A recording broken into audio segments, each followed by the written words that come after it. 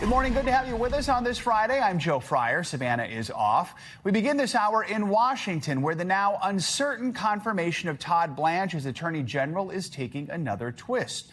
The powerful Senate Judiciary Committee's vote to advance the acting AG's nomination was put on hold yesterday. That delay came after two Republican senators, John Cornyn and Tom Tillis, said the Justice Department failed to meet their demands. Well, now President Trump says he's willing to pull the plug on Blanche's nomination until those two GOP holdouts leave office. That's not happening until January. NBC News White House correspondent Yamiche Alcindor joins us now with the latest on this and more.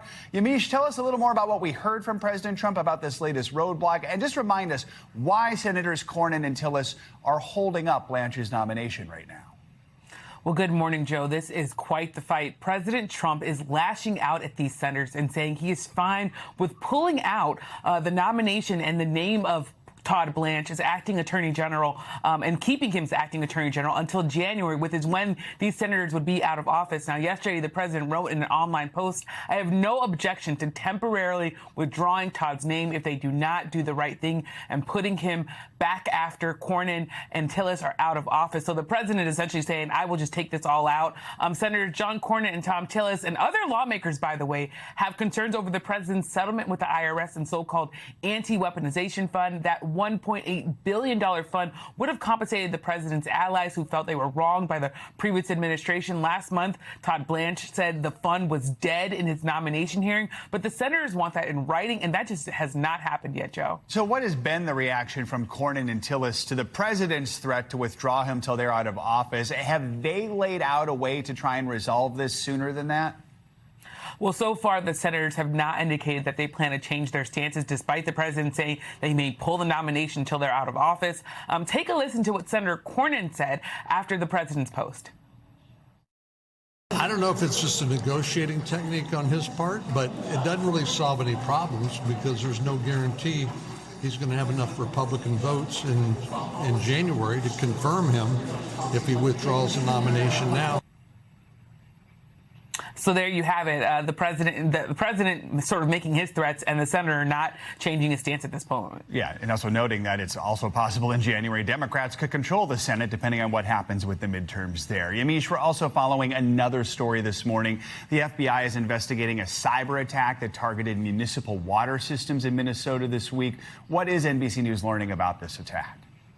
Well, so far what we've learned is that this week a cyber attack targeted more than 30 municipal water systems across Minnesota, and federal officials are urging wastewater operators to guard against these threats. The government says hackers modified passwords to lock operators out of the computers that control these systems. In some cases, that resulted in boil water notices going out and forced these operators to take manual controls of these systems. A senior law enforcement official familiar with this investigation told NBC News that the cyber attacks bear the hallmarks of Iran-backed hackers, though the official also cautioned that the forensic analysis of the Minnesota breach was still in its early stages. The breach, of course, happened just days after U.S. officials publicly warned that Iran-backed hackers were targeting critical infrastructure in the U.S. And as you noted, the FBI has taken the lead in this investigation and is working with federal, state, and local partners, Joe. All right, Yamiche Alcindor in Washington. Yamiche, thank you.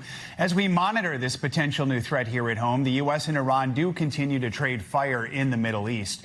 Yesterday, U.S. forces launched strikes against dozens of Iranian targets. This comes after President Trump vowed retaliation for Iran's missile attack on American troops in the region earlier this week. On another front, President Trump announced overnight that he has reached what he is calling a historic agreement in the war in Gaza. A lot to cover here. NBC News international correspondent Matt Bradley joined us to break it all down. Matt, good morning. So Iran vowed to, quote, punish the aggressor yesterday following U.S. strikes on Iranian targets.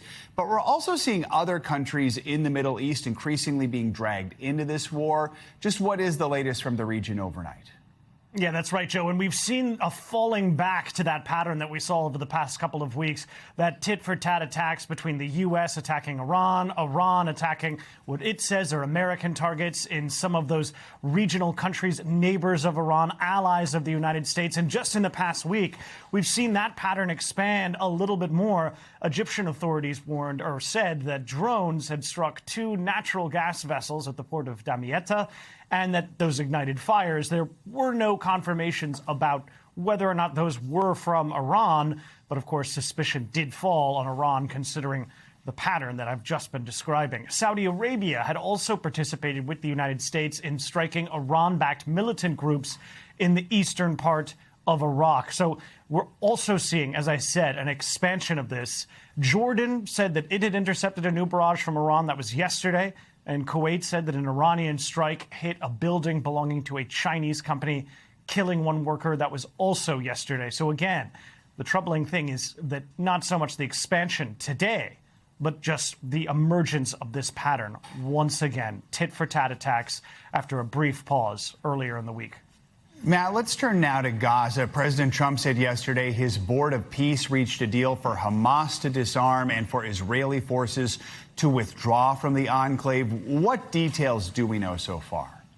Well, very, very few details. And today we did hear from, or we heard this last night, President Trump saying the Board of Peace reached a historic agreement for the complete disarmament of Hamas and all other armed groups in Gaza. Now, Trump, of course, said this on Truth Social. He added that the disarmament would be coming in phases, and he said that this is a monumental step toward lasting peace and security. Now, important to note here, Joe, this was all part of that original deal back in October that was supposed to see Hamas disarm as part of the second phase of that ceasefire deal. That had not happened, and there had been gridlock in terms of negotiations and in terms of diplomacy between Israel and Hamas and all these other partners in terms of what would happen next.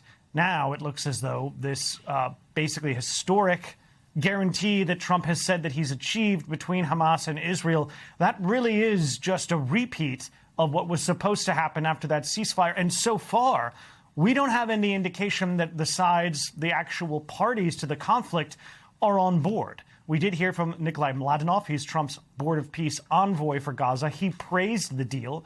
And we didn't hear anything really official from Hamas. Ghazi Hamid, he's a Hamas negotiating member. He told Reuters that the agreement was a comprehensive framework that went beyond the issue of disarmament and would depend upon Israel implementing the first phase of an agreement made last year. Now, Ghazi Hamid also spoke to Al Jazeera, and he said that all of this is contingent upon Israel withdrawing from the Gaza Strip. So again, while this is a big deal per se, this does kind of go back to the same terms that were agreed upon in October and that had not been acted upon, and that were basically gridlocked for the very same reasons that we're seeing now. So Israel is still supposed to withdraw. Israel had made it clear before that they would not be withdrawing from the Gaza Strip and would not be acceding to the next phase 2 of this ceasefire unless Hamas disarms.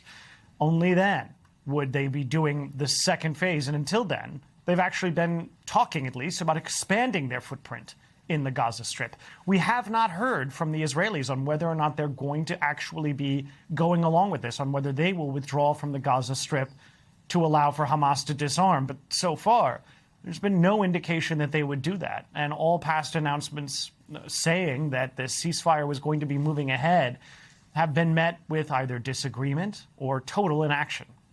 Joe? So certainly more to come here. Matt Bradley, thank you so much. The father who gave his son an assault rifle that was later used in a school shooting will spend the next 15 years in prison. Colin Gray was given the maximum sentence in a Georgia courtroom yesterday for his role in the mass shooting at Appalachia High School nearly 2 years ago. The shooting was carried out by his son, Colt Gray. The attack left 2 students dead, 2 teachers dead as well. 9 others were injured, including 8 students. Colin was convicted on multiple charges back in March, including second-degree murder and involuntary manslaughter, after giving his son the assault rifle used in the attack as a Christmas gift. Prosecutors said Colin gave his son the weapon despite being warned by law enforcement that the teen had already made threats to carry out a school shooting. The son, Colt, was sentenced to life in prison without the possibility of parole on Tuesday after pleading guilty to 55 counts, including murder. There are significant updates in the investigation into the death of Nolan Wells. New videos are now surfacing of the teenage football player on the day that he vanished while on a boat trip. It comes as NBC News learns the state autopsy is now complete. NBC News national correspondent Aaron Gilchrist has been following this case and has the latest details. That state autopsy report now in the hands of investigators. The results have not been made public. The examination of Nolan Wells' body was conducted on July 7th, one day after he was found dead at the Barrier Island, where he spent the 4th of July holiday with friends. This as new video surfaces appearing to show Nolan at different points during the day. The Officer Tatum podcast posting surveillance video from the boat launch where Nolan and his friends departed on the morning of July 4th. The podcast also airing video and NBC News analysis confirms is from Horn Island on July 4th. You see dozens of boats and people in the water, the show's host claiming Nolan is among them. Another clip aired on the podcast appears to show Nolan's friend's boat being towed. Nolan does not appear to be on it. One of Nolan's friends who traveled home on the boat said they left because the boat malfunctioned and that Nolan decided to stay behind. Meanwhile, Nolan's mother, as administrator of his estate, making several legal moves, this week sending subpoenas to several social media companies for information and content from his accounts. Nolan's mother again asking her community to speak up.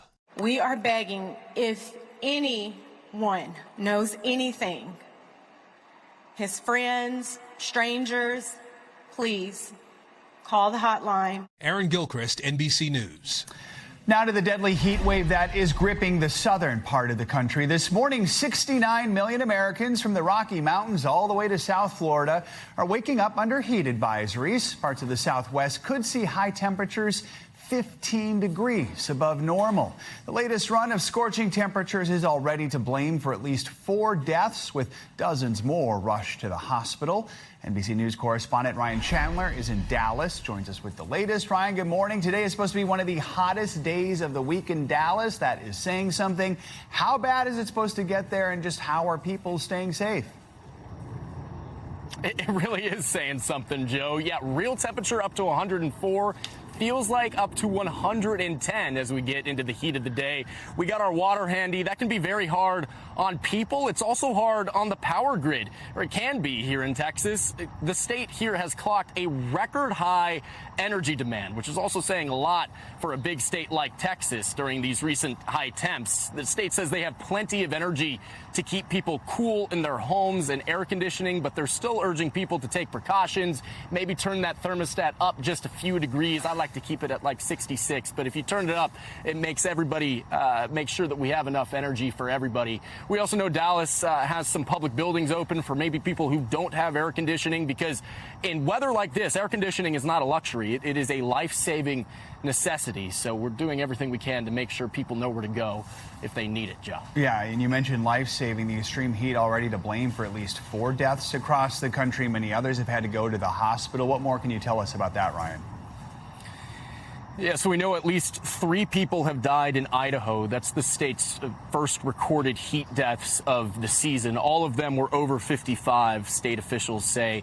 And then over in Georgia, a tragic case of a 29-year-old mother who is in jail now on second-degree murder charges after police say she forgot her 1-year-old boy in a hot car, leading to his death. And then in Mobile, Alabama, a very interesting case there of at least 5 construction workers who were hospitalized. This is interesting, and I think it's a cautionary tale for everybody, because they fell down with heat-related illness in the morning. They had been working since 3 a.m., but this was before even the heat of the day really set on, and they needed urgent medical attention. So it just goes to remind everybody that this heat can get serious quick, Joe. Yeah, no kidding. And it doesn't even have to be the peak of the day when it gets to the hottest temperatures. With the weekend in front of us, a lot of people might want to cool off at the beach, especially if they don't have air conditioning.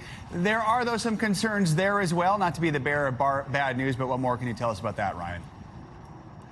Right. I mean, you want to beat the heat, you flock to the water. Well, there's some bad news in there, too, actually, especially on the West Coast. L.A. County lifeguards say that they actually had to perform 1,500 rescues recently because there's rip current warnings, there's very high surf. They're seeing millions of people flock to the beach all up and down the West Coast, but it may not be the safest thing to do if you're looking for a way to stay cool to get in those dangerous waters right now, Joe. Yeah, just have to be cautious, know about those rip currents, know the best way to react if you happen to get caught in one as well. Ryan Chandler in Dallas, do your best to stay cool, buddy. Appreciate it.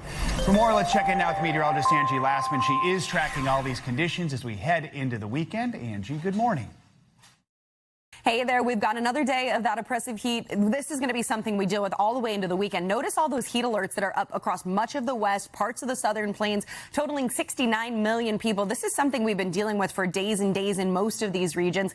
And today, not going to be any different. We'll still be hot and dry across parts of the southwest with this high pressure spinning across that region, leaving our temperatures into the 100 plus range. 114 for Phoenix, 113 for Las Vegas, Salt Lake City, more than 10 degrees above normal for this time of year. You're going to head to 102. Even the farther south you go across the plains, Oklahoma City at 103 and Dallas 104 today. That high pressure works a little to the east by tomorrow. Still the triple digit heat in place across all these same regions, the Rockies, the Southwest, the southern plains. If not into the high 90s, you are into the triple digits. And that stays with us even as we get into our upcoming work week in some of these spots. Albuquerque, you're 95 on Sunday, but 101 by Monday. Yuma, Arizona, you do not get a break. 116 on Sunday. You're still at 110 by the time Tuesday rolls around. Even Wichita into the 90s along with Dallas both Sunday and Monday. Moving into August, we're still going to see the warmer than average conditions. Here's your outlook for the month. Notice it's centered across parts of the southeast and the southern plains as well as up through the northeast. So maybe a little bit of an extended summer in some of these spots. Meanwhile, we've got some of these Midwest thunderstorms already rumbling this morning. Minneapolis stretching down to Iowa City, Kansas City, all seeing some of that action this morning. And we do have the potential to see, multiple inches of rain by the time we get through at least Sunday. There's a system on the move. This is going to leave us with some unsettled weather right as we get into the weekend in some of these spots. And the highest amounts, upwards of 3, maybe even 4 inches. And those will be centered across parts of the Midwest. Otherwise, it's the temperatures across the West that will get your attention through the rest of your weekend. We thank you for watching, and remember, stay updated on breaking news and top stories on the NBC News app or watch live on our YouTube channel.